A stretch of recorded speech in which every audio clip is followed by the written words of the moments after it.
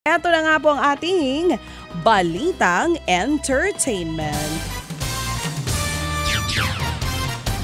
Uy, pumadyak na sa kanyang taping ang legit Dapper Cards na si Miles Ocampo para sa kanyang kauna-unahang starring project na Padjak Princess. Uy, dito yan sa TV5 mga kapatid. Hindi raw maiwasan ni Miles na kabahan sa kanyang unang solo project.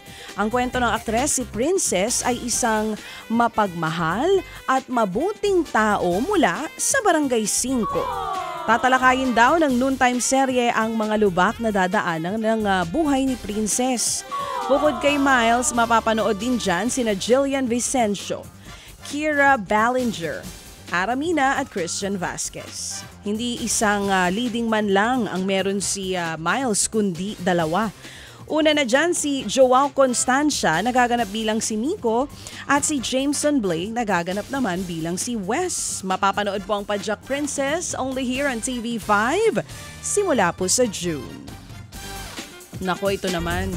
Tila may message si Sian Lim para sa kanyang ex-girlfriend na si Kim Chu. Sa isang game show, tinanong si Sian kung anong sasabihin nila sa kanilang mga ex kung sakaling makasalubong nila ang mga ito. Hindi ko na po maalala po, Your Honor. Yan ang sasabihin? Aray ko, ay ibang sasabihin? Pero kailan ka ba huling nilambing? Hindi ko na matandaan, sir. Matagal na po eh. Ah, matagal na? Eto na nga. Hindi yan ang sinabi ng aktor.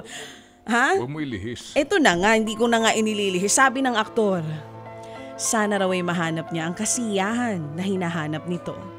Dapat daw maging masaya na lamang sila para sa isa't isa. Noong Disyembre, kinumpirma ni Sian at Kim na hiwalay na sila matapos ang 12 taong pagsasama. Pero, wag ka. May bago na agad girlfriend si Sian. Ang movie producer na si Iris Lee. Okay, Sa noted. seryeng pinamagatang Ang Bilis Naman Talaga.